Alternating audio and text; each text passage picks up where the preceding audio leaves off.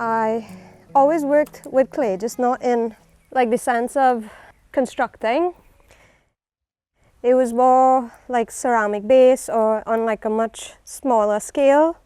And for a while I fell into like different jobs that was outside of like that creative sort of element. And then I kind of went back full circle to this again and fell completely in love with the material all over again, and was able to now use it in like a different light. And now so experimenting and constructing, whether it's buildings or creating like really beautiful panels with it and upcycling like other materials. And it just made sense to like be with it and work with it and understand it and be more close to like nature and the earth. So yeah, it was really more of like a reconnection back into like that sense of like self.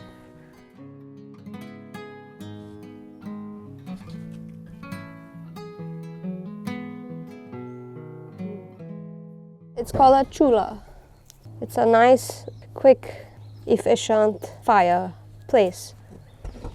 Growing up, actually, my granny actually had one of these, and she would make like bacon and roti or roast her veggies onto this, in which she would then turn into like a choka or like a takari. So this mixture is kind of like the base component of your mix that we can use, well, that we use for any kind of construction. So it's just really clay and some sand combined minus any type of fiber. So I'm combining the sand and the clay so that they both bonded together, and from that now we could use it to make any sort of little artifacts that we would want from it, whether it be a little cooker, or we can use this as mortar as well too. So I'm just making this specifically for the little chulah that we're making. What we're doing here right now is creating a little foundation for it. I'm using some adobe, which also has a mix of clay, sand and some straw in it. Why we're building it onto this is because we can't build directly onto this ply, because this particular cooker needs to be fired at that like low point level. So what we're just doing is putting a little mortar of clay and sand, and we're just combining these bricks. So we're creating that form that we want, well, the shape. You want a shape, that sort of semi-circle sort of form, and this is where the opening of the mouth of the system is going to be. And you want to kind of create almost like a high wall, so it blocks whatever wind that's coming in, so it does not affect the flame.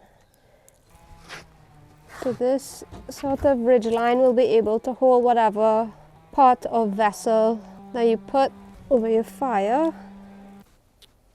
Okay, well, my granny's chulah wasn't entirely like this, but it was of similar shape and like form in a way.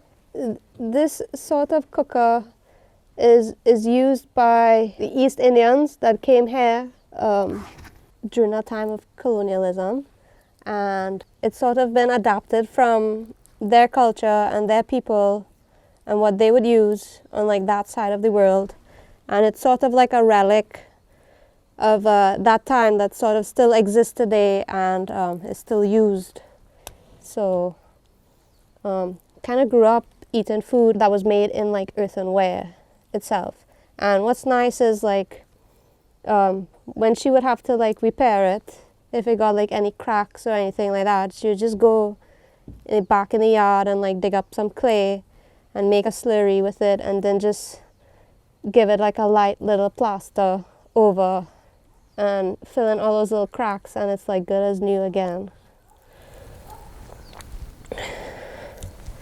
Do you think that might have been your earliest exposure to earth building? Quite possibly, in a way. Now that I think about it, I didn't really think about it like that. But yeah, but she would also like part of their house, she had like a semi outdoor kitchen area, and I remember the floor being earthen, and she would make a mix of like clay and like cow dung, which is what they call like a lipe mix, and she would do a plastering of that in like successions, maybe 2 or like 3 times, just so that she repairs the floor and it makes it a little more waterproof and like open to all that foot traffic that usually happens in like that kitchen area. So yeah, I guess that's kind of like my first sort of introduction into like earth building and like clay in a way.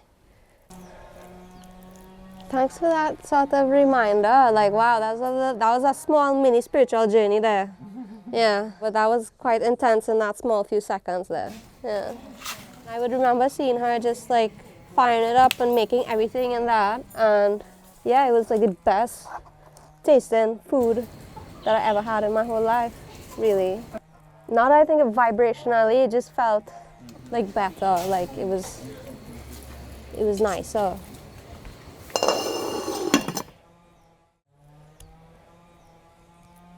So I'm making some little nodes here, just so that we can put our pot onto it, because you don't want to have the pots entirely like smoldering out the fire. It needs a little bit of air and ventilation to like move through.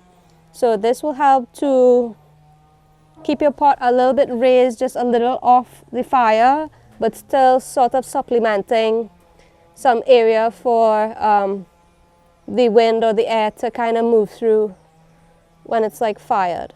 Because if not, it'll just snuff out everything and it wouldn't be as efficient. Yeah, we just want to make sure we have enough of a gap in here where it sort of comes up and then like down. So I guess this is one way of connecting this sort of relic of the past that was then and so core to like my memories now that I realize, yeah, that it still stands today and it's still being used for that said purpose of like cooking.